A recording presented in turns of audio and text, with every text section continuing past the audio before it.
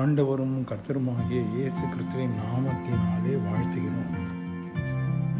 இயேசு அவர்களை பார்த்து, மனுஷரால் இது கூடாதுதான், தேவனால் இது கூடாததல்ல, தேவனாலே எல்லாம் கூடும் என்றார். மார்க்கு 10:27 கிறிஸ்தவர்கள் மிகுந்த பணக்காரர்களாக இருக்கலாமா?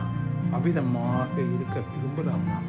அல்லது அபிதமான வாக்குத்தத்தத்தை யாராவது கொடுப்பார்களா என்று வாஞ்சிக்கலாமா?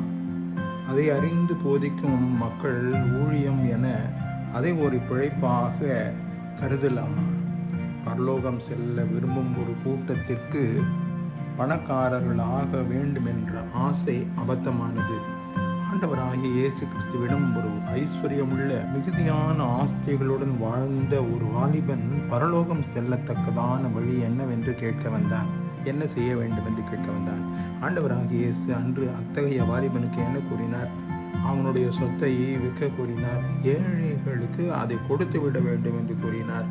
அதற்கு பின்பாக சிலுவை எடுத்துக்கொண்டு ஆண்டவராகிய இயேசு கிறிஸ்துவை தம்மை பின்பற்ற வேண்டும் என்று அவனுக்கு அறிவுரை கூறினார். அந்த பரலோகம் செல்ல விரும்பிய பணக்கார வாலிபன் என்ன செய்தான்? வந்த வேகத்திலேயே ஓடிப்போனான். துக்கத்தோடு ஓடிப்போனான். மனம் உடைந்தவனாய் ஓடிப்போனான்.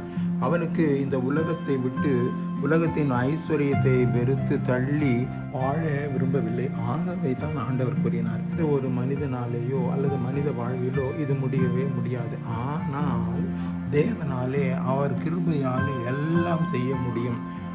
இந்த வார்த்தைகளை கேட்டு ஆச்சரியப்பட்ட தம்முடைய சீஷர்களுக்கும் கூறினார், உங்களால் முடியாது, ஆனால் தேவனாலே எல்லாம் கூடும் என்று கூறினார். நம் வாழ்விலும் கூட நாம் ஒருவேளை ஐஸ்வர்யமுள்ள மக்களாக வாழ்ந்து கொண்டிருப்போமானால் ஆண்டவருடைய வசனம் நமக்குள் கிரியை செய்ய அனுமதிக்கிறோமா? அதன்படி வாழ அர்ப்பணிக்கிறோமா?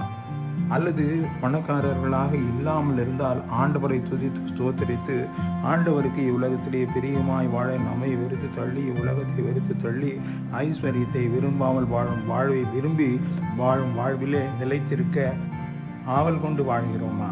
ஆண்டவராகிய இயேசு கிறிஸ்து அன்போடு அழைக்கிறார். தேவனாலே எல்லாம் கூடும் என்று கூறுகிறார். நம்முடைய வாழ்விலே ஆண்டவராகிய இயேசு கிறிஸ்து தேவனாலே எல்லாம் கூடும் என்ற நிலையிலே செயல்பட நம் வாழ்வை அவர் கரத்திலே ஒப்படைப்போம். ஆமேன். God bless you.